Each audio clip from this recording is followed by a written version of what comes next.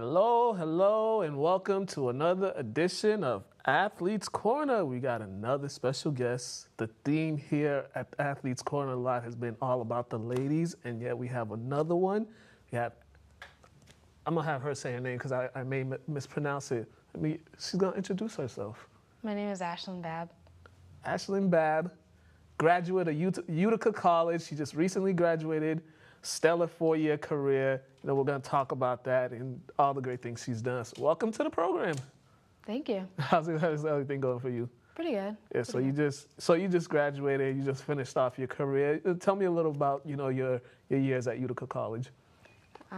Okay, so I just graduated. I played 4 years at Utica College. I played more of the two position, basketball. We have a lot of hoopers in the city. I played more of the two position. I didn't starting until my junior year, really. Scored 1,000 points there, had a ton of assists, rebounds, steals. So overall, it was a pretty good career. Yeah, so you were pretty much an all-around guard for the school. Just talk about what was it like for you, when you left Winthrop and then you went over there. What was the transition like?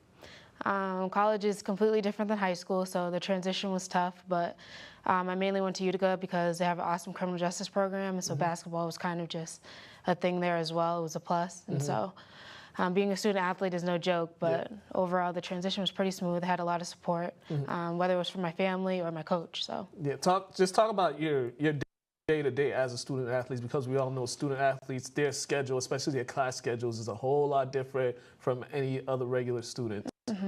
So tell us a little about your day-to-day schedule. Okay, so preseason it was class, and then we had workouts.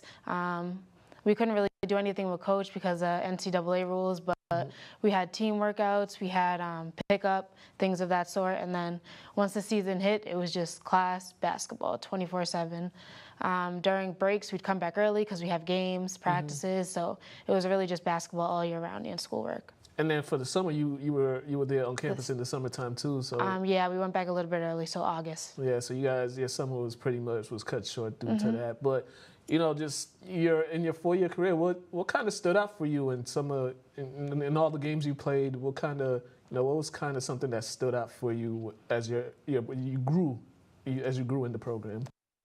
I would say coming in, I wasn't really much of a scorer. That didn't start till my sophomore year. I think that's what really stood out for me, and that ended up leading up to my 1,000 points. So that was something big. I didn't get to do it in high school, so to be able to go and do that in college was really big for me. Yeah, I didn't even look this up. How many players from Utica have reached that plateau, that 1,000 points? I was the 13th. There was 2 of us this year that reached it. So she was 12, I was 13. That's pretty cool to have one of your teammates do it. Was she also a senior, or she was? She was a senior, so we came in together. Okay, so that's also kind of cool, just doing that. And you said you went there for criminal justice. What was it about their criminal justice program that attracted you to it? So a lot of their professors and stuff, like I've had a professor who's a judge, I have one who's a district attorney, so it creates a lot of connections for you right within the school. Yeah, and so now that you're done, you've got the criminal justice degree. What are what's like your plans for the upcoming future? So right now I'm about to start an internship with the Cambridge Probation Department, so I'm hoping that will lead into a job. So any aspirations, law school or any of that? Or? No. No. That part of your life is done? The school part of your life? Yeah, the school is done. Now, are you still playing? I am. I just played recently in the Lynn tournament that Simi did, and I play in the Danvers League. Okay. So I'm doing just a bunch of different women's leagues right now, but it's just something to do on the side. Yeah, let's go a little back to your high school career. You played at Winthrop. Lynn person playing at Winthrop. Some people would be like, why? But what were some of the reasons that went into you going there to play? So my freshman year, I played at Bishop Fenwick, and then that wasn't really a school for me. Me and my brother went to the same school, so we decided to go to Winthrop, just kind of get away from Lynn and make our own name, so a name for ourselves, whether it's basketball, school, or just go to a place where people didn't know us. And we did that, and we made a name there, and so that was really big. I understand. Were you were you NEC Player of the Year or a candidate? I was, I was. What was that honor like for you? It was big. Basketball wasn't really, a thing for me. It was just something that I was good at. And then when I got to high school, I realized, oh my God, like this could be something, you know. So it was good to be able to do that. What was it like competing against some of your friends that either went to Lynn English, Lynn Classical? So when I played, the competition was really tough. One of our toughest teams was St. Mary's, and my senior year, we actually ended up we were one game away from going to the Garden, and we lost by 2 to them. And they had a person who went D1 and a person who went D2. So that was really big. Yeah, now you've seen, you know in the area, you've seen a lot of the basketball, a lot of players are, you know, we got a lot of players coming out this year. What is that, you know, for you to leave your mark as one of the best players to come out of Lynn, and now you're seeing the younger generations, you know, the younger players making that stride too. What's that feeling like for you, just to see that, you know, you're part of the group that kind of set the tone for you know, players to achieve a lot of their goals? I mean, I think it feels good. Honestly, anything to keep the kids off the street, I think is good, and I think sports is definitely a good way for them to do that. So to see kids come out, I mean, it just lets other kids know that there's a way out, you know. So I think it's really good. And also the education aspect too. You use sports to help you with your education. Now, you know, that's either you want to be or not. You kind of like a role model now, because not many people get a chance to go to college.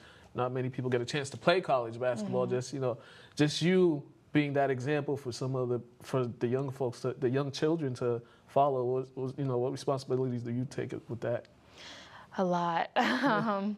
I don't think a lot of kids realize that in order to go to college, in order to play basketball, you need the grades to get there. And so that's what I've been trying to explain. I go back to, you know, the old AAU programs that I play with now. I work with some of the girls, and a lot of them don't realize you need the grades to get to college. Without the grades, there's no basketball. Definitely. And so right now, that's what I'm trying to teach some of these girls. So I'm going to start coaching and hopefully helping a lot of people do what I did.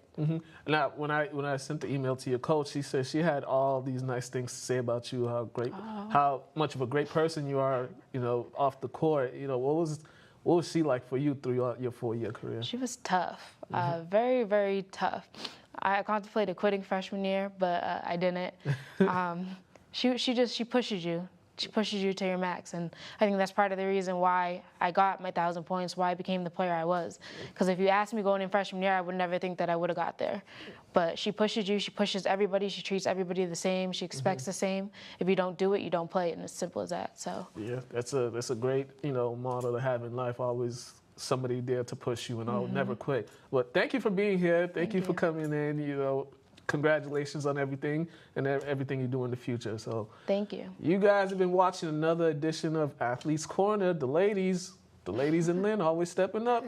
We're gonna toss it back to Brian.